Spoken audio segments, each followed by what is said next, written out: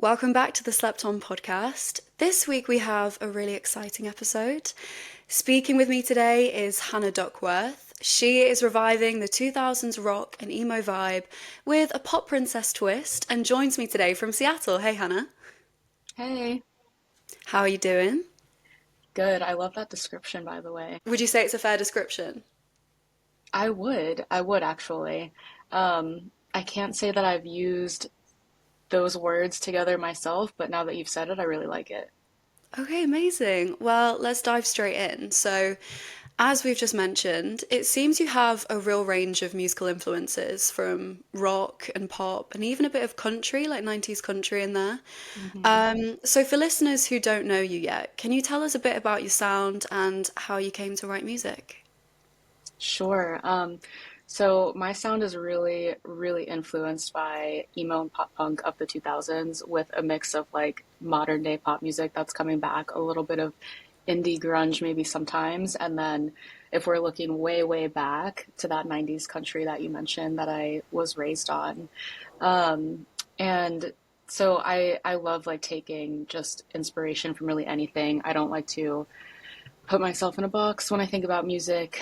And I only got into music about 2 years ago.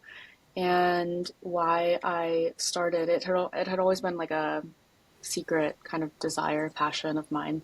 Um, but I really felt like there was something missing in the music that I was listening to. And I really wanted to hear more girl and like female rock pop that went a little bit harder, but still had that element of like poppy Taylor Swiftness. So I'm really into bands like Paramore and Avril, that are kind of the more rock end of that spectrum, but then into Taylor Swift and then into bands that are more indie like Soccer Mommy and Phoebe Bridgers. And I felt like at the time there wasn't like someone who was combining all of that. And so I kind of wanted to start making music like that or at least be inspired by that. And that's how I got started. And I had always kind of maybe like written stuff to myself, like lyrics and poems and whatnot, since I was a teenager. But I hadn't written music like sitting down to write it with a guitar or anything until a couple of years ago. And I started doing that. I thought that I had a couple of good songs, and I went to an open mic in Seattle, performed for the first time, and then just never stopped. Yeah, it's funny how you mentioned Seattle because I think everyone, when they think of Seattle, at least I do, thinks of how it's like the birthplace of grunge, really. You know, you've got like Yeah. Nirvana, Soundgarden. Do you think that that had a big influence on you as an artist? I will be honest and no, not at all, because I didn't grow up Oh, here. okay. I've only been here for, I think this is going on my eighth year. And so while I recognize Seattle for that history and think it's really cool, it's not something that I like grew up resonating with. Um, I loved like Nirvana as a kid, one of my favorite bands. Mm. But what's interesting is like, I don't, as someone who's, relatively newer to Seattle, relative to those things happening in history, um, I think grunge is really making a revival here, but when I first got here, it didn't feel like something that was really part of the city anymore, and I think people are trying to bring that back. But sorry, that's a long way to say like no, it didn't impact me directly, but I recognize it for what it is and think it's really cool. I lived in Nashville before this. I wasn't in music, but I went Amazing. to school there, and I grew up in Florida. So I went from Florida to Nashville, and then I really, really wanted to go to California. I really wanted to work like in tech in San Francisco. So when I was younger in Nashville, I really wanted to move to San Francisco. And I packed everything that I owned when my lease ended, like that I could fit into my Mustang and then the rest in a storage unit, and did this long drive out to California. On the way, I came to Seattle. I actually ended up staying here for a couple of months before going to California. Once I got to California, I just like hated it. Um, I I stayed like a couple of months just like bopping around different places, like living out of my car. And by the end of this long journey, I was out of money. I needed a job. And Seattle just at the time was like the most friendly place. I ended up getting a job here, working in marketing, and drove back, and I've been here ever since. Yeah, I mean, I've never been to Seattle. I have been to California, and it seems like you couldn't really get two places that are more different in the US. I mean, correct me if I'm wrong. We all have like this like West Coast feel, which I think the whole West Coast is like connected and like bonded over. Hmm. Um, but oh my God, yeah, the weather here gets rough. Um, but California is like great. Like it's a great place. I actually am thinking now I'm thinking of moving to LA at some point. Like Seattle's like a really nice place. I like the people. I feel like it gets a bad rep for being like cold and standoffish. Maybe either I don't mind it or I don't notice it, but it's like a great place. And like kind of growing into that years and years later, finding out about the music scene, I think we have one of the best music scenes here. It's absolutely incredible. Like for local music, people are so supportive. We have great venues, we have great shows, we have great fans, we have great live music culture. Um, it's a good place to be. Yeah, I think there's a similarity there between British people. I remember when I went to California, I mean, everyone was lovely, but I was so taken aback by how full on everyone is. So maybe Seattle would be more my vibe as well. I'd love Yeah, to go. I know what you mean. Yeah. But I was reading when you went to California that you described it as full of fun and heartbreak. Could you tell me more about that? Yeah. So I had, oh my gosh, yeah. I was young. I was 22. And again, I was like living out of my car. This whole thing lasted like 9.5 months. So it was kind of a while of being mobile and not having like a home Mm. base. And being all across the country for, the first time. Part of my journey was like a big breakup. And so I think there was like this aspect of kind of like the heartbrokenness plus literally being alone. Like, I think one thing that, as someone who comes from Florida, where I don't know if you know much about Florida, but it's the East Coast of the US in general is very like stuff everywhere, like back to back to back. Like, there's not like, I mean, there is like open land, but it's much, much, much more dense than the West Coast. And so on the West Mm. Coast, you have like long areas of nothing and mountainous ranges and like forests that span hundreds of miles and everything. And so I felt so like small and alone too, as well, like living with everything in my car in these giant places like the Redwood National Forest that I'd never been, or like driving through like the Sierra Nevadas. And so there was this very like lonely, sad aspect, but also this independent, empowering aspect as well. And it Mm. really created for this constant, like, up and down roller coaster. And of course, being 22, like, everything is a little more dramatic, I think. At that For age, I think, sure. like, yeah, at that age, I think too, it was like really fun to just meet people and like make friends anywhere, which was a really awesome part. But then it was like moving and moving on to the next place. So there was just um, a very constant up and down where some one morning, I'd be like driving along, I don't know, the West Coast highway, like looking out into the ocean, seeing the most beautiful thing I've ever seen in my life. And then a couple hours later, I'd be in like a random deserted Walmart parking lot, like crying. Yeah. Just because it was like exhausting, like so like um just I don't know, like I don't know how to describe it. Just such a journey to say the least. Yeah. I mean, as you talk about it, I'm sort of romanticizing it in my head. Like you've got a copy of Jack Kerouac's On the Road. It's all just like Yeah, meeting cool people. exactly. But there must be moments of just thinking there's no one around, like especially somewhere like, as you say, the West Coast, where it's just so like vast. But yeah, did that inspire your song All Alone then? Actually, you know what? Yeah, it did. Yeah, tell I me don't more think I've about that. ever, I don't think I've ever talked about that, but yeah, I mean, a lot of, so with All Alone, that was an interesting song where I was pretty new into my songwriting, and I, even still, it's like I'm growing in that kind of journey as a songwriter because it's pretty new to me still, but at that time with All Alone, I usually only started writing songs when it was like, oh, I have this lyric idea or whatever, and there's some like feeling I want to portray.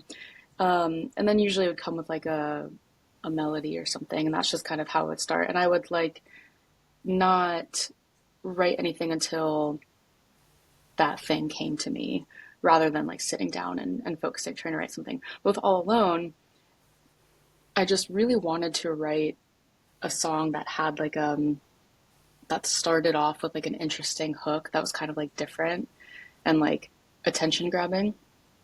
And so I started that song with the chorus and melody only, which was like rare for me at the time. And then kind of thought of like a structure of a song, like, okay, I want to have like a verse, like a short pre chorus that kind of goes into something really hard.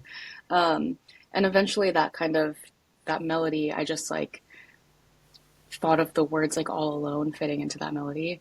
And then that's like when I kind of delved into the emotional memory bank, Mm. um, and kind of tapped into those like feelings that I had at that time, which now that I write more and kind of practice more of like writing without waiting for something to come to me first, like actually like sitting down and trying like with, you know,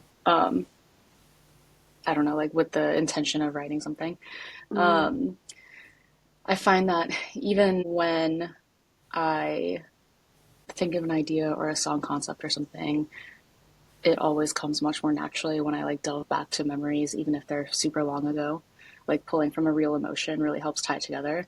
Um, so All Alone was kind of my first example of that. Like just really, really thinking about like how I felt in those times and kind of being like angsty and like aggressive and mad, but also Mm. like like bye loser, like that kind of thing. I don't think I understood like what cathartic meant until like truly until I started having these experiences writing songs. So it's just funny because it's like it's cool. It's cool too. Like once you write something and create it, and then every time you like play it live, you get to like at least for me like kind of like act part of that emotion out. Like even if you don't feel it right now, there's always like this opportunity to like act it and like reach in and like use it to kind of channel that like performance energy too on a song by song basis, which I think adds to that like catharticness. Yeah, definitely. And you've spoken previously about maybe feeling hesitant to pursue music, if that's fair to say. It's definitely A hundred something. percent. It's definitely something a few of my guests have discussed. This idea of feeling that you're going away from the traditional route. Yeah. And there's always these like defining moments that push us forward, I guess. Can you remember a particular moment where you thought, okay, like I'm just gonna pursue it, like fuck it, I'm just gonna put everything into this?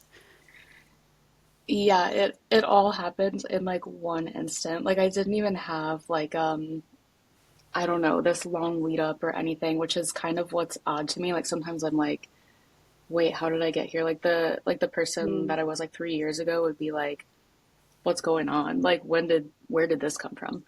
Um, because like from I mean honestly from birth, like before I could talk, I was like humming songs. Like I've always been into music. I've always loved it. I did like chorus as a little kid and like piano lessons. And when I was in high school, I taught myself how to play guitar, but like only in my bedroom when nobody was home. Like no one knew about it. It wasn't like a thing.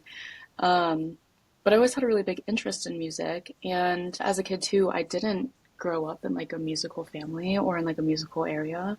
So I Mm. think I didn't have like being a musician was always like this, I don't know, unattainable kind of like fake dream thing to me. But what I did think is that maybe I could like work in music, um, like a record label or something. So when I was looking at colleges in high school, again, I was like really dead set on like having the full on like college career path, like all of that. I thought maybe I'll like go for business and work in music or something. So I wanted to go to school in Nashville, and I got there, and streaming was becoming like popular. So we had like Napster and stuff, but now it was like Spotify's first year coming in, and Mm. it was also the first year that Instagram was like widespread. So this was in 2010. Basically, when I got to Nashville, the whole music industry was like super, super negative. And I was there as a 17-year-old, first time, living out of Florida, away from home, and this industry that I thought was like really cool and great. Um, I quickly learned that everyone there was like, you're not going to get a job if you're coming here to get a job in music. All of our jobs are going away. Record labels aren't going to matter anymore. It was so negative. Mm. That plus there was also a bunch of people who were moving to Nashville to do the same thing at my age, who already had like more experience. Like they had, they were musicians or they had connections, or whatever. And I felt really overwhelmed. And I felt like, oh my God, I started way too late. This is my fault. Like I can never do this. This is something that is just not in the cards for me. Um, I also, as a younger person, had this mindset that like if you didn't accomplish everything in your life you want to accomplish by the time you're 25, then like what was the point? Oh my God, Like, same. Yeah. yeah, no, like I just like really lived by that, and I was like, this is never gonna Yeah. happen. I'm just not even gonna try. So I, What is that? Because so many people think that, and it's ridiculous because, it is, and I don't know why it's 25. Like 25, like is yeah. the number, or even Hmm. like younger 20s. I've thought about it a lot. I think like as I get older, it's like I for one, I've like bulldozed through that. I don't agree with it anymore. Age doesn't matter. You can do anything, whatever you want.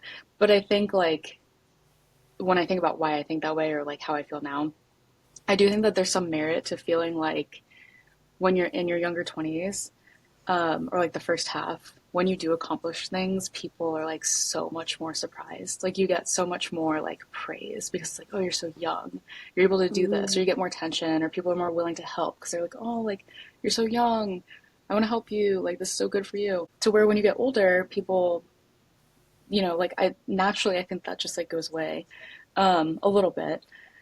And so I think that there is like I don't know, for me at least, it was like almost like a competitive thing with myself. Like I have to like Yeah. prove that I am this way and like, I don't know, do something by a certain age. I do think at least like if I look at a big picture as a side note, I feel like there has been a shift in the past 5 years, and I think the shift is only going to happen more so to where people are worrying about age less than we used to. Mm. And like I mean, if it, goes down to like women not having children as young and like pursuing careers, I think that there's just like this shift in that you can achieve things at an older age. And like we're not even old, so I don't want to say the word old. I feel like that's gonna start to go away, but I think it'll take a couple more years. Yeah, no, I totally agree. And I think as well, because I had the exact same mindset. I was like, once I leave uni at 21, like my career is going to take off and it's going to be, and Yeah. life is not that laid out. Like unexpected things happen. And do you know what? I'm quite glad because if you achieve like crazy success at a young age, then the only way is down. You've still got Oh the my God, rest I of your know. life. And how do you live up to that? If you get a number one single when you're 19, great, like happy for you. But then how do you build upon that, by the time you're 25 or 26? So yeah, there are definitely upsides to having a slow burn, I guess. Yeah. And another thing that helped me too, so I was in business and startups and stuff for the last like uh at, at least 12 years. And so when I decided I didn't want to do music anymore, I was like, I want to be an entrepreneur. I want to be like the biggest and baddest CEO of some company, and so that's kind of like the path that I set on. And as I got into startups and working in business and stuff, I realized it was so rare that younger people were in that position. Like you could see Mm. it in like Forbes or whatever. There's like the Forbes 30 under 30. Like there are people that have all these crazy accomplishments, but it's so not the norm. Like most people who become successful business owners or starters or CEOs are 40 and they've been doing it for 20 years. Like they started where I started when I was 20, and they start and like quote unquote fail however many times until they really like break, make their big break, usually around the age of 40. And so I think that was something that I started recognizing and being like, it's okay. My life, like once I turned 25, I'm like, my life isn't over. My life isn't over. Mm. My life is not over. It's totally fine. Like it's normal to like have accomplishments later in life. I didn't even start music until I was 28. So back to your original question, like how long had it been leading up to? I was in this kind of period of time, so I had stopped. I worked at like a marketing agency um, for about 3.5 years, and then I actually quit in January 2020 to start my own business. And later that month, like COVID happened, Yeah, and that's so so unfortunate. that was like a wild time. But luckily, I've been able to work for myself, and I actually like started doing like software design and stuff. But I've been able to work for myself for the past 5 years, and in a couple years into that, I was in like a rut. Right at this point, I'm consulting for other people, and that's great. You know, I can make decent money. I manage my own money. I work for myself. That's awesome. I love it. But you know, I'm not like starting my own thing necessarily, even though I am. I've like Mm, started my own consulting business, but I'm not like doing some big grand idea. Um, but then I was like, I don't really want to. And I was like, why don't I want to? That's what I've always wanted to do. And I really don't know what exactly happened, but I was like, the friends that I had in Seattle, I don't really have anymore. The coworkers I had, I don't have anymore. We're coming out of COVID, kind of like hardly. We're in that weird in between stage. It's really lonely. I don't really know what to do. I don't want to go back. So, like, somewhere where I had created community before too were like workout classes. Like, you mm, know, for a couple of years I was at a yoga studio, and then I was like going to an F45 for a year, and like that's like where my like communities were. And I was yeah. like, I don't feel like I even know these people. I don't have anything like in common. This is like a fake kind of sense of community for me, to be honest. And I was like, who do I want to be my community? Well, I've always thought getting into a music scene would be really cool. And like meeting more people that are like minded, kind of just interested in music. But like, I don't know how to do that because I had no insight into the music scene. And so I kind of started like writing more songs in my bedroom, like in secret. And so I live with my boyfriend. I've had like my boyfriend slash bandmate. He's in my band, and like the other creative half of Hannah Duckworth. Mm. I would like wait until he was like gone. Like he would play hockey and stuff during the week. I would like wait until he was out of the house, and then I would like write songs because I was still like too shy. Like I didn't want anyone to know. And I started recording them on my phone. And one day we were driving to like go to the store, and I played a recording that I had made in the car, and he was like, "What is this?" I was like all shy. I was like, and he's like, Oh "Is my gosh, this?" Hannah, that is Yeah. such a risky game though, because if he didn't know it was you, I No, mean, I like, know. He was just like what? Because it was awful sounding. It was like not good. You know what I mean? Like I recorded it on like a phone or something. Like it was bad. right. And he was like, "What is playing?" And I was like, "I don't know." And he's like, "Is this you?" I was like, "Oh my God." Like, yeah.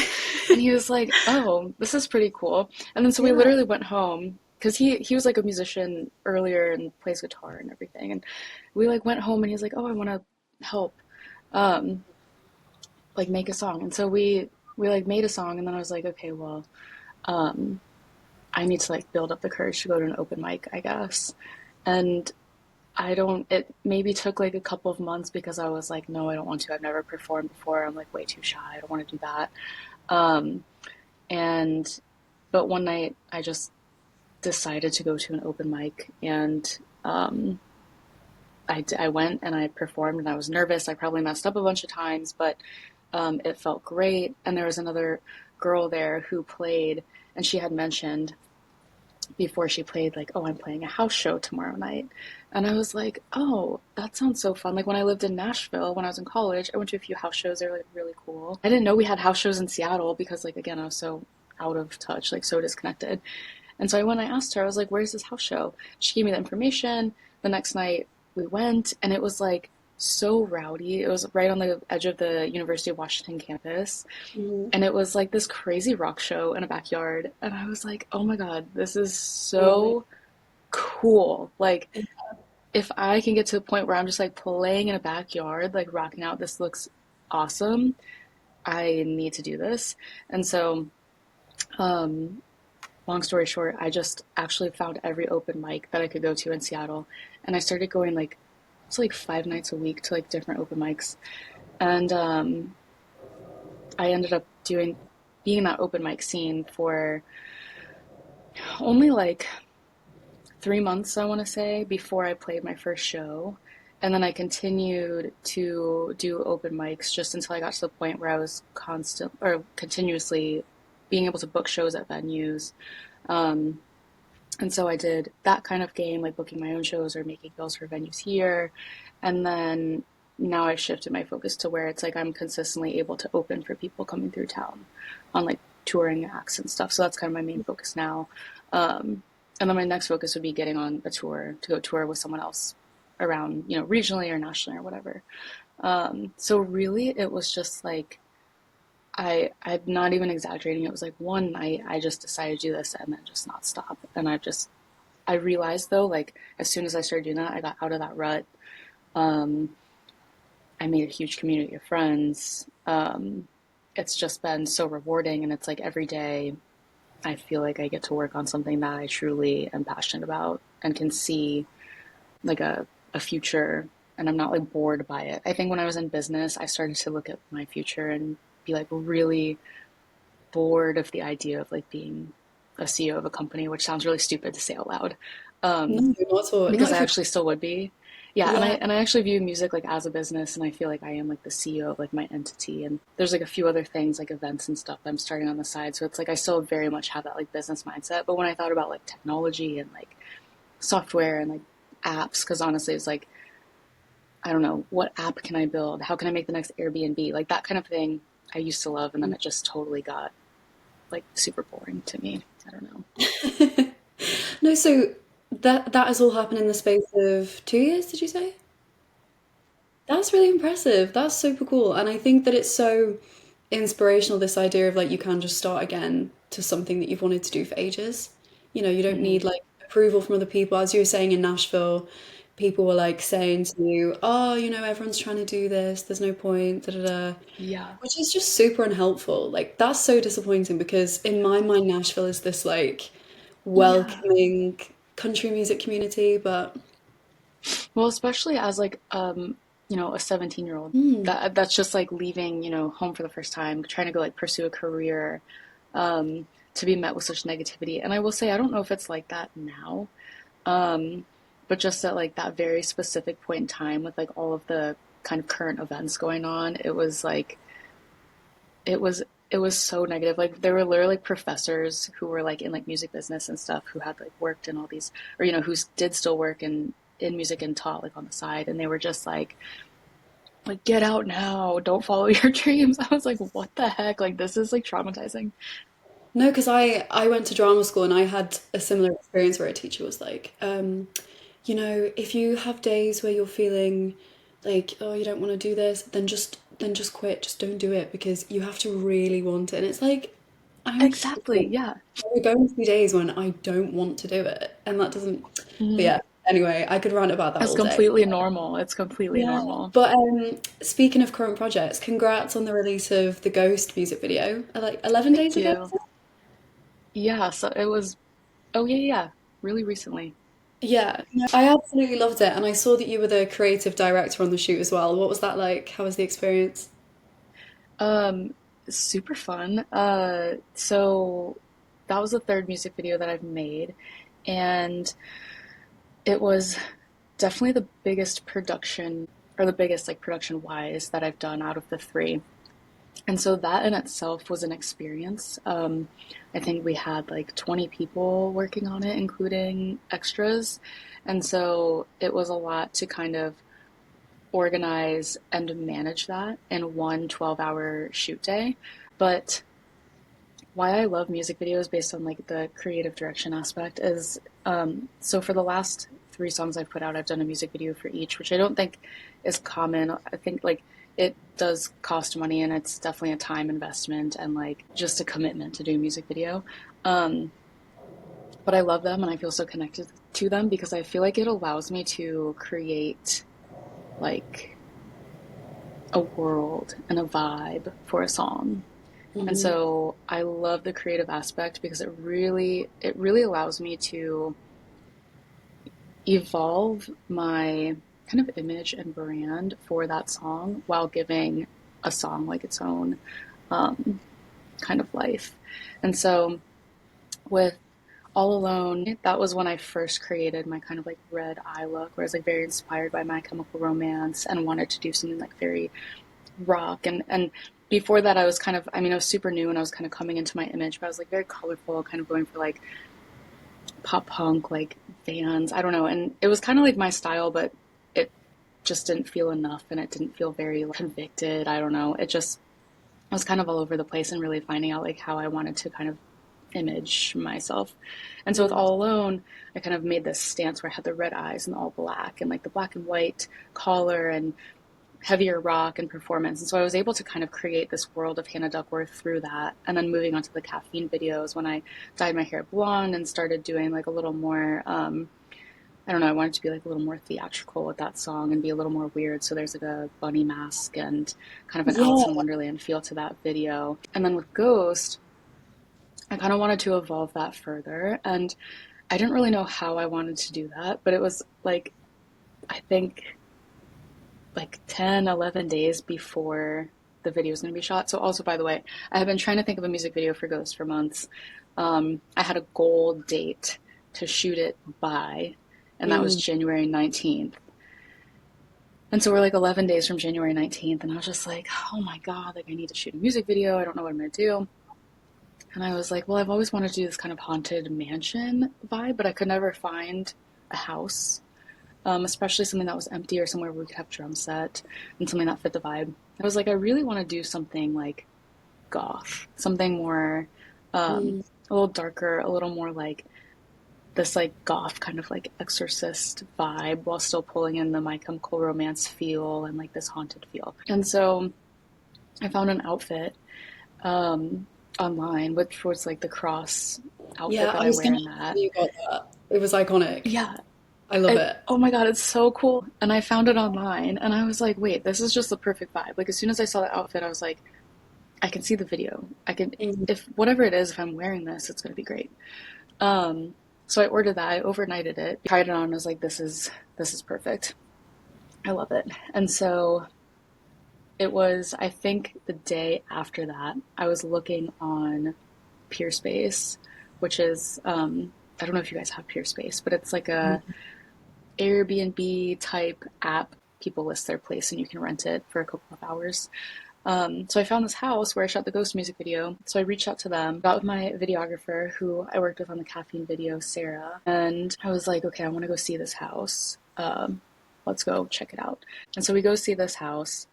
It's awesome. I was like, wow, this Yeah. is like this. It's literally in the middle of the city, and it's like this restored manor that they've kept the same since 1902. It's crazy. They host like weddings and birthday parties in it. Yeah, It's so it's so random. cool. It reminded me of Um, the American Horror Story, season one. I don't know if you ever saw it, but no, it's and like inside, it's like creepy. It's so cool. amazing. Um, and I thought it was hilarious. It's like they shout out to them. They gave me like this really nice discount because I'm just an independent artist and wanted to use it. But they were saying how people book it, or they had like a 9-year-old's birthday party that was going to be in there the next week because this like 9-year-old wanted to have a Halloween themed birthday party. I was like, oh my God, like to be that kid. Yeah. Um, yeah, so we go and see this house, and then I was like, we need to have more crew. So I reached out to a couple of people who I knew do like lights and videography. So I like assembled this crew. So this was by Thursday. The shoot's on Sunday. I scheduled the house for the Sunday, and then found extras on Friday and Saturday, and then we just like all showed up and shot the video on Sunday. It allowed me to kind of create this like gothic kind of like darker, like deeper blacks and crosses and like red for Ghost, which I think kind of embodied the vibe that I wanted for the song, which I love because it's a very like poppy kind of upbeat song, but I really wanted something that was like aggressive and like Yeah. contradictory. I loved it. I also love like the hooded figures. Was there a specific Yeah. idea behind them, or is it just like part of the vibe? So originally, like my idea for the Ghost music video, what I wanted to do was just stand in front of a white wall and have like my band in sheets and just be performing as if they're ghosts. And so that was kind of like this element that I always wanted to keep in. But when we went to the house, I felt like the white just looked a little more generic and bright. Mhm. So we just decided to go with black sheets. It's super cool. And you brought up the caffeine music video, which you actually directed. I don't know if it was intentional, but it also reminded me of like Donnie Darko. with Yeah, the yeah. So that was an entirely different experience because it was only myself, Dylan in the bunny mask, who's my partner and bandmate, and then cinematographer Sarah, who also directed the Ghost music video. And so it was just the three of us. And so we just went around like all these different spots in my neighborhood. So beforehand, I had walked around. So with caffeine as well, my budget was really low. I was like trying not to spend any money on it. And so I was like, this just has to be like in my neighborhood, like somewhere that looks good. And so I wrote this video with Dylan where we wrote all the scenes. We kind of wanted this hypnotherapist like to transport us into the other world of Hannah Duckworth, where she's like in her costume and this like hypnotherapist is coming into her dreams and infiltrating them, but like wants to conceal his identity, so he's in the bunny mask and whatnot. So we just wrote a bunch of scenes that could be done in my neighborhood, and like a couple days before that, I just like went and walked around my neighborhood, being like, "Oh, this would be a pretty scene. This would be a pretty scene. This little baseball park would be really cool. This like patch garden would be cool. Like we just need to do all these scenes here."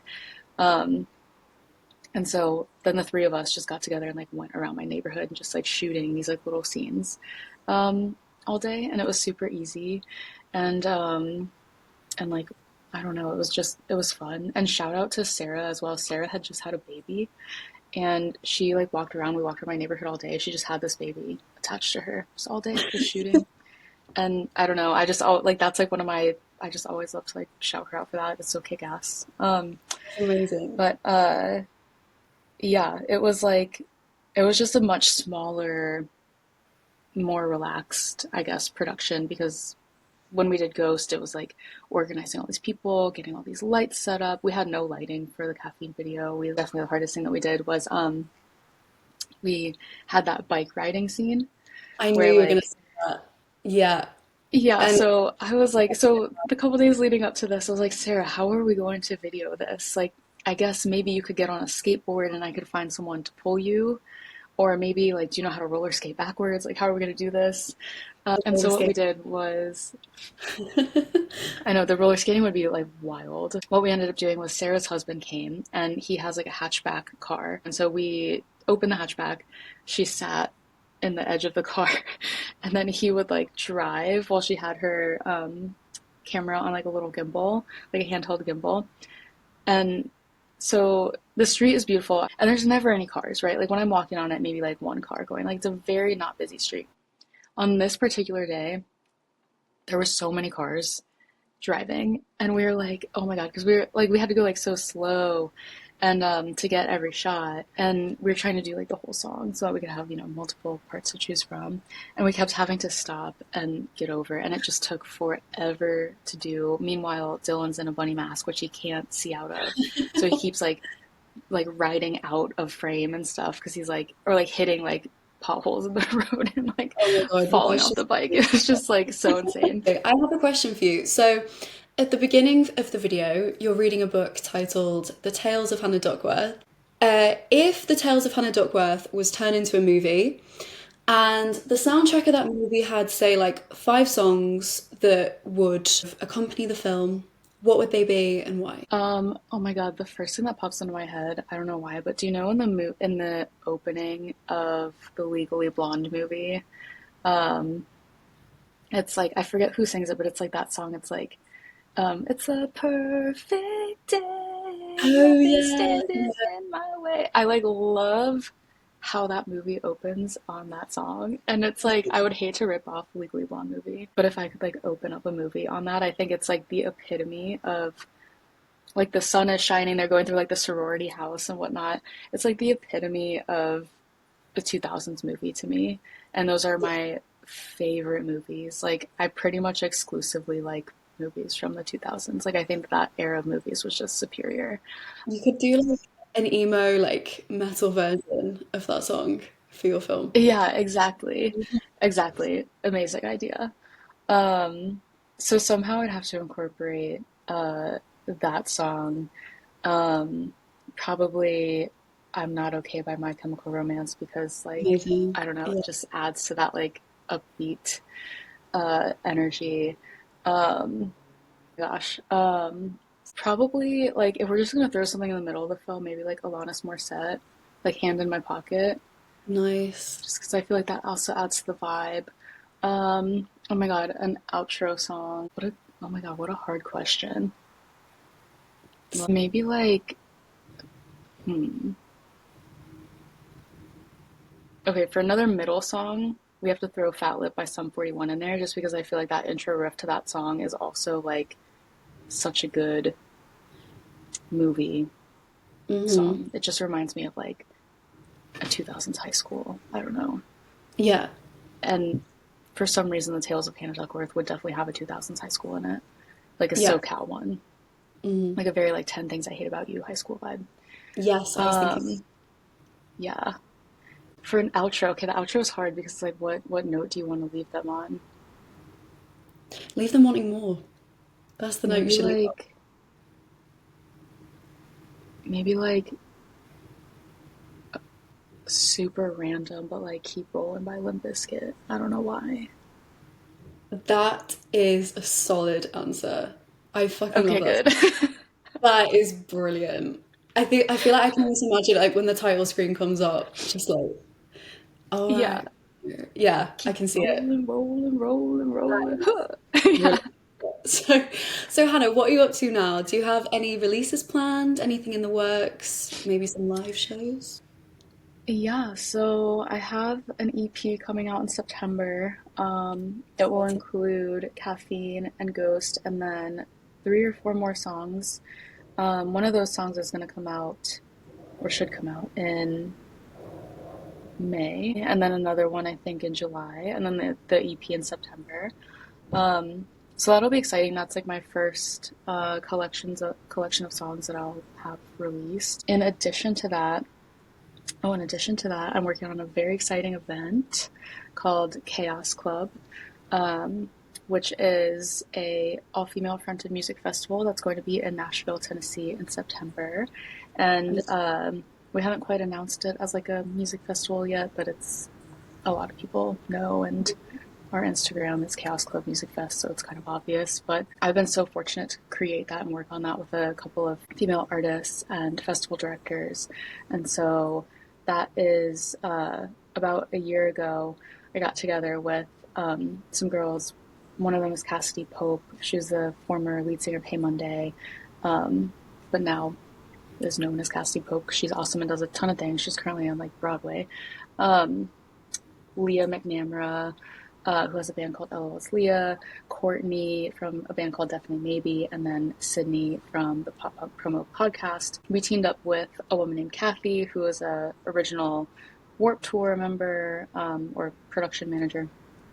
Um, she currently manages a bunch of festivals in the punk rock scene, and we are building an all-female fronted music festival that's specifically for rock because we felt like it was totally missing in the scene. Like no one has done that before, and it's Yeah. kind of wild to think about. There's kind of there's always this, you know, controversy whenever a lineup for a festival comes out and there's not enough women on it and people aren't booking enough women. And one thing that we learned was that um, less than 25% of all festival headliners are women. And that just seems like a really low number for 2025. So we are going to make festival that's 100% women headliners and women fronted for the whole bill. And so that's going to be in Nashville in September. And that's basically all the information I have about it now. We are building our bill and figuring out all the details. It's at a big park and it's going to be so cool. So that's been something that I've been like working really heavily on, and I can't wait for it. That is amazing. Please keep us updated. And Yeah. if I somehow manage to scrape together the money to come, I will 100% be there because that sounds Yeah. insane. Yeah. I'll give you info. 100%. And just last question. At the end of every episode, I ask a guest for their own slept on artists who they feel deserve more recognition. Can you please give me two artists that you think are currently slept on? Ooh. Oh my gosh. Wait, I wish that I prepared this earlier. Um, no, I know that I have great answers for this. One of my answers for this is a Seattle artist who goes by Tessa Talks. Okay. She's so badass. Like she came out with an album this year called Black Girl American Horror Story, and it's a kick-ass album. She does like she leans into elements of like edgy rock and like alternative hyper pop, but with this like dark angsty edge, and everything about it is amazing. Her image, her brand, like it all fits into this really cool, dark, creepy, haunting, like Tessa Talks world, and I love it so much. And then as a person, she's super nice, super friendly, and like so eloquently spoken. Like I went to a panel in Seattle that she was speaking on recently, and just like I don't know, when people are just so eloquent, there's this like power that they have around them, this aura, Mm-hmm. and she has that. So my number one answer is Tessa Talks from Seattle. And my second answer, oh my God, who's gonna be my second answer? Say, hmm, I don't know what you could like. Okay, I want to say Bully. Bully's like an artist that I love from Nashville, but she's not like the smallest artist, but definitely not the biggest. But like, I think that she's a great kind of rock artist and bringing back this like grungy kind of, I don't know, deeper, more like guttural, growling voice to like female rock, and I love it. Like, I like totally respect her for that, and I think more people need to know about her. Great. Okay, well, I'll definitely check her out because I actually haven't heard of her. So she stepped Nice. on Okay. screen. Yeah, well, Good. thank you so much for coming on today, Hannah. It's been really great to speak to you. Thank you so much. No worries, and best of luck with everything in the future. And hopefully, I will be able to come and see your festival in Nashville. Fingers crossed. Guys, sponsor me. Yes. Yeah. Okay, have a great day, Hannah. Bye. Thanks. Bye.